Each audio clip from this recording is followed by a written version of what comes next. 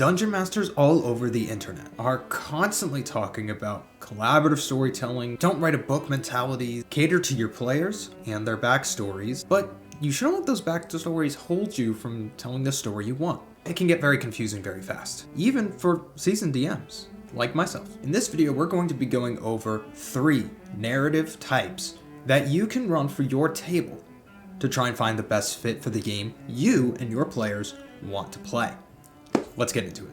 First, what does a story in a game mean anyway? How do you come up with something that is subject to change from what your players do and say, and God forbid you say something that goes against the lore of your world? How can you balance these things while telling a compelling narrative? And the first one is a little controversial. The Railroad. A linear story. Now don't get me wrong, the Railroad has a lot of problems, but in every aspect there are exceptions. The way I run Railroads kind of dispels some of the negative talk that comes around it. When people say they don't like Railroads, they mean that they don't like players having their agency taken from them. They don't like a book-style narrative where the events can't change, where the DM isn't listening. And it feels like nothing the players do actually matter. Now, this is obviously a problem, and no one wants to feel like the choices they make don't matter. And if you have a great narrative, and you're thinking of running something where every event is already pre-planned, I'm sorry, you've written a book, and that's okay. Just keep in mind that it's not going to work for a D&D game. I've written a book before. I know the differences, and I've also had a D&D game that I wrote like a book, because that was my only experience. But I'm over a year into DMing at this point, and I've learned a lot in that time. So, how do you balance them? Well, here's a few ideas.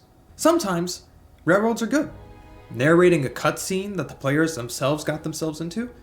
They didn't identify a magic item and now they're across a demiplane in a different universe. Maybe that was the plot hook. And that's not something that can change in a linear story that everyone agreed to be in. Maybe they made a horrible mistake and the villain is now coming down upon them and there's nothing they can really do to stop them. Or something as simple as a banishment spell. When you want a linear story in your game, you want to follow a basic premise, a theme perhaps, those usually help me, and you want to have a good motivation and world for your villain to reside in. You want the players to oppose that goal, and you want their backstories to tie into that. Now, how much is up to you, but players like to follow things that have their backstory in them, because they have a hand in creating that part of the story. It's their little own element of control that they don't actually get to control that much when you think about it. The DM is subject to use it or not, to integrate it however they like, and the players get to sit back and enjoy their own little details being moved around. It's like when you create your own fan character in, say, Harry Potter, and then you go and read a fan fiction and you imagine you are in the Harry Potter universe, and your favorite characters are moving around with you. That's something to keep in mind. When we're talking about linear storytelling, a good way to do this is to just start it. Have as much as you need planned out so that the sessions can go well, be fun and interesting. After that, listen to the players. Listen to what they want to do, where they want to go, who they want to interact with, and where the story is leading them, whether you intended it or not. It can be frustrating for PCs to follow a plot hook that you didn't intend, but in a linear storytelling, this is less of a mistake and more of just an unintended consequence of them following the wrong path. Now, you can give them as many hints as they need to follow onto the path that you want, but it's also up to you to see whether or not it's worth it. If that's more interesting, perhaps it's a better way of going about it. See, the strength of Dungeons & Dragons is that there are multiple people working on the same story. Of course, in different aspects. You get to control how much you have a hand in that. And for linear storytelling, all you need to do is listen to the PCs and have the villains with their good motivations, good backstories, and have them react to what the PCs do.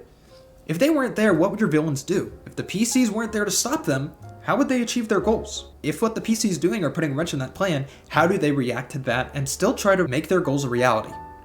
Following a logic, a consistent motivation, and a world that makes sense is going to make a linear story feel just as good as any other game. Remember, you control the villains and the world. You control a lot, but the PCs are the protagonists of the story. Their experience, their fun, and your fun too, matters more than the consistency of a narrative that makes perfect sense. Chaos of D&D players is well known, well documented, and don't worry if they screw things up or you say something that screws up your own narrative. You can always take it back. You can always say, hey, I need to retcon something. I'm sure your players will understand. And if they're rude to you, perhaps that is a table you don't want to go into. But enough about that. Let's go into our second one. Number 2, the explorative narrative. Many times in the world of D&D, people hear don't write a book and they go extreme in the opposite direction. They go, well, if there's no main plot, there's no story I wrote, then there's no way the PCs can have their agency being taken from them. So I win either way. For a story-focused DM, this can be a little daunting of a task, especially since this is what warrants the sandbox game. The sandbox game is essentially just a world with stuff in it. The PCs are dropped into it for whatever reason, they meet up for whatever reason, and then they just go out and explore and find the story that way. Now, elements of this game are present in every D&D game. Exploration is one of the 3 pillars besides combat and, well, story. But weaving the story into the exploration, like finding old notes in a dungeon, going and seeing ruins of a temple from hundreds of years ago and trying to figure out what happened there, and that being it, feels a lot more integrated with the sense of adventure and mystery that an explorative D&D game can provide. I've been in games where this is the way, where you're just in a city, you're vibing, and you come across some ancient lore or a dungeon hidden in a wine cellar, and you just have to figure out what happens. It is harder to make a satisfying, cohesive narrative with story beats and emotional beats, but I promise you, your players will find a way to make that on their own, especially if they're more roleplay centric. Sometimes the story is about how the characters interact with each other and the actual exploration, the act of finding out what is going on, instead of the villain makes a move, then the players react. This is just a different type of narrative. It has its strengths and its weaknesses. Of course, this type of game requires a lot more work on the front end, and it can be a daunting task to try and fill out a world even more than a usual one. Now, if you're a Matt Mercer-like and you just fill out a world anyway, this might not be a problem for you. In fact, this might be a little bit easier since you don't have to write a narrative really. You just kind of have to figure out what happened in your world and then just let the players loose. If you're a story-focused DM, like Brendan Lee Mulligan, and you have a problem actually filling in the world without knowing what the PCs want to do, it can be a daunting task. But once done right, it can be very, very rewarding. Setting up a bunch of stuff and then having the PCs run wild with their theories. It is very, very interesting to watch. Although, I must warn you guys, there is a potential that you set up a bunch of stuff and then the PCs just never interact with it. They pick a direction, they go, they say this must be the main plot, and suddenly hours, potentially weeks of work down the drain. And that can be frustrating and a little disappointing. But it's all in a day's work. You put in the work. This is just what happens and something you just have to go through. You can fill out the world and have them go back. It's up to you. But if it doesn't make sense, then perhaps it's not worth it. But that's the fun of it. You get to decide what is in this world. So you could get them to go back there. Or they could just say it's not needed information, it's just not part of the story. It's just a side quest, and we need to do this main quest right now where the bad guy wins. Don't think there are not misgivings and flaws. Some DMs find this a lot more frustrating than normal games, for obvious reasons. But when it's done right, and the players are really getting into it, that's a great D&D game every time. And number 3 is kind of similar to the first, but It's something I like to call the Viewpoint Variation. The Viewpoint Variation I based off of the Viewpoint Narrative. A Viewpoint Narrative, for those of you who don't know, is just any story that focuses on how the characters are actually thinking and feeling, rather than the actual events of the main plot. Not so much a Game of Thrones, but more like a standard YA novel. Multiple teens are fighting off a kind of generic villain, but it really focuses on their relationships and how their individual emotional arcs are going to pan out from start to finish. This is popular for a reason. The drama is thick, and there is a lot to play with, especially the interactions between the different characters. Now, this is already in basically every D&D game. There are multiple people with multiple personalities creating multiple characters with different personalities that they get to play with on their own. Stories they want to tell, and interactions they have with each other that are pretty much uncontrolled improv. Anything could happen.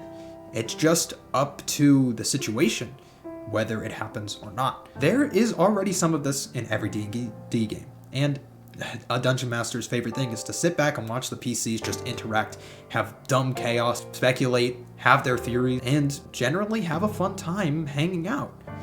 It's part of why the reason the Tavern start is so popular. It's just fun to sit back and throw people into a room and see what happens. Having this be the focus of the story is really interesting and can make for a very fun and tightly knit narrative. For example, Fate, Avatar Legends, City of Mist all have systems that ensure that the world creation and character creation go hand in hand, and that everyone has a part in telling the beginnings of the story that is going to pan out in the campaign.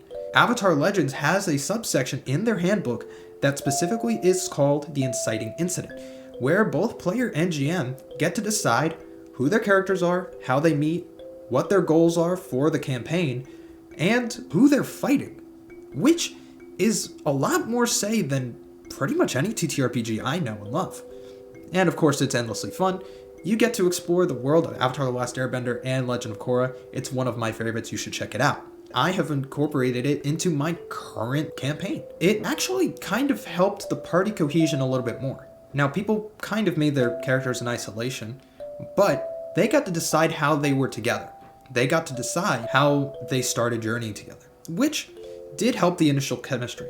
This helps set up the framework for the entire campaign, and it takes a lot less work on everybody's part, the GM included. It takes a lot of work off the front load. Of course, leaving the room open for a more linear plot, and also creating areas where there are fun side quests to happen, much like a season of Avatar. The system does a great job of doing that.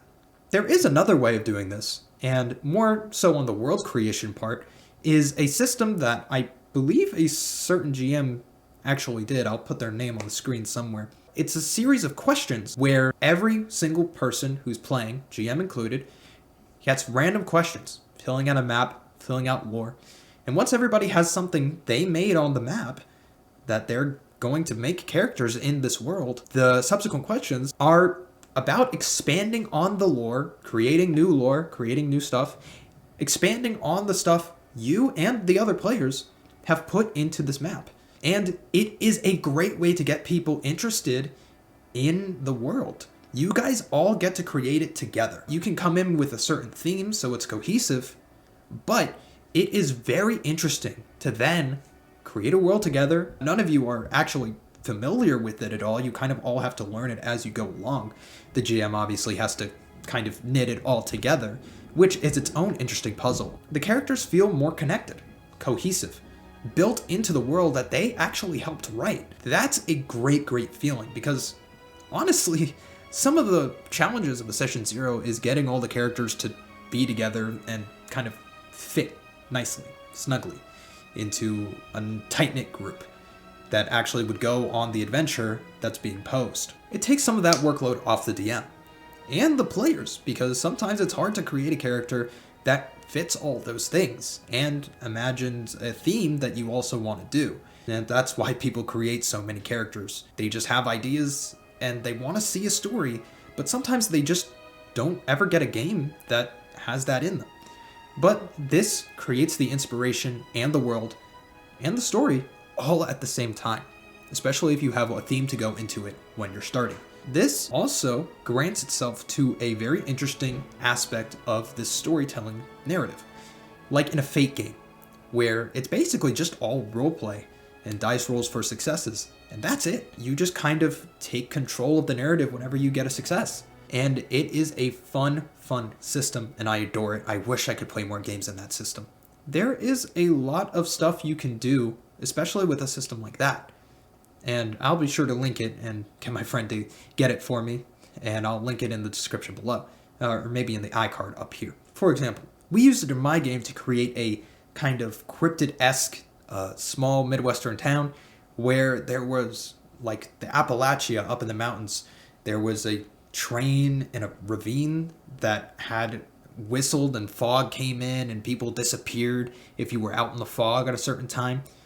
It was really interesting.